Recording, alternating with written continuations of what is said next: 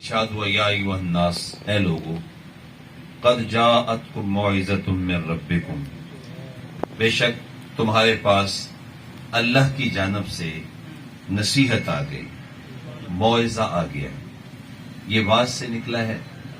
واعظ کا لفظ آپ سنتے رہتے ہیں، تو اس کا جو معنی امام خلیل نے بیان کیا کہ واعظ موعظہ کیا چیز ہوتی ہے، تو فرماتے ہیں التذکیر بالخیر فیما یعرف لہ القلب، کسی کو نیکی کی دعوت ایسے پیرائے میں دینا کہ اس کے دل کے اندر نرمی پیدا ہو جائے، اس کے دل میں گداز پیدا ہو جائے، اس کو موعظہ کہتے ہیں۔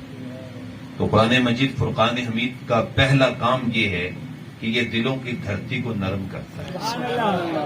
چونکہ آپ میں سے کئی لوگ ذمہ دار ہوں گے، نہیں بھی ہیں تو اس چیز کو بالکل واضح طور پہ جانتے ہیں کہ اگر زمین نرم نہ ہو تو وہ فصل نہیں دے سکتی، وہ بیج پودا نہیں بنا سکتی، بیج کا وہ جو ہے وہ کسی فصل کو اگا نہیں سکتی جب تک وہ نرم نہ ہو۔ تو فصل اگانے کے لیے ضروری ہے کہ زمین نرم ہو، اس کے بعد پھر بیج ڈالا جائے تو پھر فصل اگتی ہے، پھر پھل لگتا ہے، پھر اللہ تعالیٰ رزق عطا کرتا ہے۔ لیکن سخت زمین پہ کچھ نہیں اگتا، تو اگر ہم زمین کو نرم نہ کریں تو وہ فصل نہیں اگا سکتی، وہ جڑی بوٹیاں نہیں اگا سکتی۔ تو اگر ہمارا دل نرم نہیں ہوگا تو نیکی کی طرف مائل کیسے ہوگا؟ تو اس لیے قرآن کا سب سے پہلا کام یہ ہے کہ قرآن دلوں کو نرم کرتا ہے۔ آقا کریم صلی اللہ تعالی علیہ وآلہ وسلم نے ارشاد فرمایا کہ راتوں کی تنہائیوں میں اٹھ اٹھ کے قرآن پڑھا کرو، اور فرمایا قرآن پڑھتے ہوئے رویا کرو۔ فَإِن لَّمْ تَبْكُوا فَتَبَاكُوا، اگر رونا نہ آئے نا تو رونے کی کوشش کیا کرو۔ حضرت داتا صاحب رحمۃ اللہ تعالی علیہ، آپ سے کسی مرید نے عرض کیا حضرت میں کوشش کروں پھر بھی مجھے رونا نہ آئے تو پھر کیا کروں؟ فرمایا بیٹا اپنے مقدر پہ رویا کرو، کہ قرآن پڑھ کر کی بھی اگر تجھے رونا نہیں آتا، قرآن مجید کی تلاوت کے ساتھ بھی اگر تیرے دل میں گداز پیدا نہیں ہوتا، کہ جس کے متعلق اللہ جل شانہ نے ارشاد فرمایا لو انزلنا ھذا القرآن علی جبل لرأیتہ خاشعا، اگر ہم اس قرآن کو پہاڑوں پہ اتارتے تو پہاڑوں کا پتا بھی پانی ہو جاتا، وہ ریزہ ریزہ ہو جاتے۔ لیکن یہ ہے کہ اگر تمہارے دلوں کے اندر نرمی پیدا نہیں ہوتی قرآن پڑھ کے، تو پھر یہ ہے کہ پھر اپنے مقدر پہ رویا کرو۔ اللہ اکبر۔ مولانا جلال الدین رومی نے لکھا ہے کہ جب بارش برستی ہے تو فصل اگتی ہے، اور جب انسان کے آنسو چلتے ہیں تو اللہ کی رحمت اترتی ہے۔ تو اس لیے فرمایا کہ قرآن پڑھتے ہوئے رویا کرو۔ اور آقا کریم صلی اللہ تعالی علیہ وآلہ وسلم کا ایک اور فرمان سن لیجئے۔ حضور نے ارشاد فرمایا قرآن مجید اللہ کی لٹکتی ہوئی ایسی رسی ہے جس کا ایک سرا تمہارے ہاتھ میں ہے اور دوسرا سرا تمہارے رب کے ہاتھ میں، ڈائریکٹ اللہ کی بارگاہ سے فیض ملتا ہے۔ تو قرآن مجید فرقان حمید کا پہلا کام یہ ہے کہ یہ ہمارے دلوں کو نرم کرتا ہے۔ دوسرا کام فرمایا وَشِفَاءٌ لِمَا فِي الصُّدُورِ، یہ دلوں کی بیماریوں کا علاج ہے۔ ہمارے جسم کو بیماریاں لگتی ہیں، ہیپاٹائٹس ہے، شوگر ہے، ہارٹ اٹیک ہے، کتنی بیماریاں ہیں ان کو گنا نہیں جا سکتا۔ اب نئی نئی بیماریاں بھی دریافت ہو رہی ہیں جیسے جیسے کہ حالات آگے بڑھتے جا رہے ہیں۔ تو جیسے جسم کو بیماری لگتی ہے ایسے ہمارے دل کو بھی بیماری لگتی ہے۔ جسم کی بیماری کے لیے فوراً علاج کرتے ہیں، ڈاکٹر کے پاس جاتے ہیں، سرمایہ خرچ کرتے ہیں، وقت لگاتے ہیں، مشقت اٹھاتے ہیں تاکہ ہم ٹھیک ہو جائیں، صحت یاب ہو جائیں۔ تو اسی طریقہ سے ہمیں اگر دل بیمار ہو جائے تو اس کے علاج کا بھی سوچنا چاہیے۔ اب دلوں کی بیماریاں کیا ہیں؟ حسد، حقد، بغض، کینہ، نفرت، شکوک و شبہات، منافقت، یہ دلوں کی بیماری ہیں، یہ دل کو لگتی ہیں۔ اور حسد جو بیماری ہے، حسد کس کو کہتے ہیں؟ کہ کسی کے پاس نعمت دیکھ کے جل جانا، کہ یہ اس کے پاس نہ ہوتی میرے پاس ہوتی، اس کو حسد کہتے ہیں۔ کسی کے پاس اچھی سواری دیکھنا تو جل جانا، اس کے پاس نہ ہوتی میرے پاس ہوتی۔ اور آج کل ہمارا دکھڑا یہی ہے۔ اس لیے ہمیں یہ پریشانی نہیں ہے کہ بھئی میرے پاس سواری نہیں ہے تو میں محنت کر کے میں بھی حاصل کر لوں۔ مجھے یہ پریشانی ہے کہ میرے پڑوسی کے پاس اچھی سواری کیوں ہے. مجھے یہ مسئلہ نہیں ہے کہ اگر میری اچھی رہائش نہیں ہے تو میں محنت کر کے مزدوری کر کے کوشش کر کے اچھی رہائش بنا لوں. مجھے یہ پریشانی لگ جاتی ہے کہ میرے رشتہ دار کی اچھی کوٹھی کیوں ہے, اس کے پاس اچھی نعمتیں کیوں ہیں. یہ پریشانی انسان کے دل کو لگتی, اس کو حسد کہتے ہیں, اس کو جو ہے وہ کینہ کہتے ہیں, حقد کہتے ہیں اس کو. اور یہ اتنی خطرناک بیماری ہے. آقا کریم اسلام نے ارشاد فرمایا ان الحسد یاکل الحسنات کما تاکل النار الحطب. فرمایا حسد نیکیوں کو ایسے کھا جاتا ہے جیسے آگ لکڑی کو جلا کے راکھ کر دیتی ہے. اب میں اور آپ اندازہ کریں کہ ایک بندہ نماز بھی پڑھ رہا ہے, روزہ بھی رکھا, حج بھی کیا, زکوٰۃ بھی دی, لیکن خدا نخواستہ اگر دل میں حسد ہے تو ساری چیزیں راکھ ہو جائیں گی کہ نہیں ہو جائیں گی. اتنی خطرناک بیماری ہے. تو اس خطرناک بیماری کا علاج بھی ہونا چاہیے. اس کا علاج کیا ہے؟ حسد کو کیسے ختم کیا جا سکتا ہے؟ تو فرمایا وشفاء لما فی الصدور. فرمایا تمہیں حسد کا علاج دے رہا ہوں, وہ میری کتاب رحمت قرآن مجید ہے. اگر اس قرآن کے ساتھ جڑ جاؤ گے تو قرآن تمہارے دل سے حسد, حقد, بغض, کینہ ایسے نکال پھینکے گا جیسے تم جھاڑو دے کے, تپڑی لگا کے اپنا فرش چمکا دیتے ہو, قرآن تمہارا دل چمکا دے گا. اس لیے کہ یہ میری بات نہیں ہے, یہ علماء کی بات نہیں ہے, یہ کوئی قصہ کہانی نہیں ہے, یہ اس رب کا فرمان ہے جس کا میں نے اور آپ نے کلمہ پڑھا ہے. مطلب شفاء لما فی الصدور, تمہارے دلوں کی بیماریوں کا علاج کیا ہے؟ یہ قرآن ہے. کہ قرآن مجید کے ساتھ تم وابستہ ہو جاؤ, قرآن کے ساتھ جڑ جاؤ. جب تمہارے دل نرم ہوں گے تو پھر حسد, حقد, بغض, کینہ جو ہے وہ بھاگ جائے گا.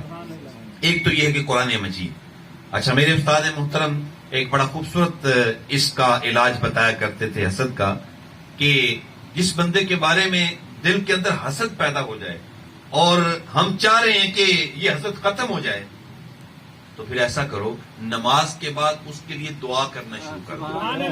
یا اللہ اس کو ایک گاڑی دی ہے نا, 2 دے. اس کو اگر 1 کوٹھی دی ہے اس کو 2 دے دے. مالک اس کو تو نے 1 ایکڑ دیا, اس کو مزید نعمتیں عطا کر دے, تاکہ جب تم اس کے لیے اور دعا کرو گے نا تو اس کے اوپر خنجر چلیں گے. یہ نفس ہے, شیطان نفس جو ہے وہ کہا تھا نا میاں محمد بخش عارف کھڑی نے, نفس پلیت پلیت چکیتا سی آپ پلیت تنا سے.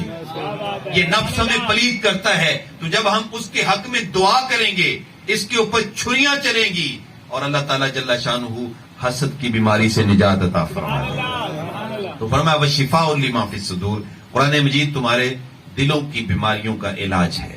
اچھا, ایک تو دل کی جو باطنی بیماریاں وہ یہ ہیں. اور آقا کریم صلی اسلام کی بارگاہ میں ایک شخص حاضر ہوا, اس نے عرض کیا یا رسول اللہ صلی اللہ علیہ وسلم میرے سینے میں درد ہو رہی ہے, تو کوئی دم کر دیں, کوئی مجھے تعویذ عطا کر دیں. تو آقا کریم صلی اسلام نے محبت سے اس کے سینے پہ ہاتھ مارا اور کہا جاؤ قرآن پڑھو, اللہ تمہیں شفا عطا فرمائے گا. اس لیے کہ قرآن خود کہتا ہے وشفاء لما فی الصدور, تمہارے سینوں کی بیماریوں کا علاج قرآن ہے, اس لیے قرآن پڑھو. اب آپ کی توجہ اس حدیث پاک اور قرآن مجید کی اس آیت سے فیض لیتے ہوئے اگر میں یہ بات کہوں تو بالکل بے جانا ہوگی کہ آج ہارٹ اٹیک کی بیماری شدت اختیار کر رہی ہے. آج دوسرا آدمی اس کے اندر مبتلا ہے. وہ جناب ہارٹ اٹیک ہوا, بندہ فوت ہو گیا, ابھی تو دیکھا تھا جا رہا تھا یہاں پہ, کیا ہوا یار, فوت ہو گیا, خبر آ گئی یہ اس کو ہارٹ اٹیک ہو گیا. تو اگر کسی کو ہارٹ اٹیک ہو چکا ہے اور وہ ظاہر ہے سرمایہ بھی خرچ کرتا ہے, تو ایک یہ چھوٹا سا نسخہ اس فقیر سے بھی لے لیں ہارٹ اٹیک کی بیماری کے علاج کے لیے. یہ ہے کہ میں یہ بات اللہ کی رحمت کو تھام کر کہہ سکتا ہوں کہ اگر جو بندہ تسلسل سے قرآن مجید کی تلاوت کرے گا, اگر اس کو ہارٹ اٹیک ہو چکا ہے اللہ تعالیٰ اس سے شفا عطا فرمائے گا. اور اگر ابھی تک اللہ تعالیٰ نے اس کو بچایا ہوا ہے اور تسلسل سے قرآن مجید کی تلاوت شروع کر دے گا تو امید ہے اللہ تعالیٰ اس کو ساری زندگی اس بیماری سے بچا کے رکھے گا. اس لیے کہ قرآن خود بھی کہہ رہا ہے اور صاحب قرآن آمنہ کے لال بھی ارشاد فرما رہے ہیں.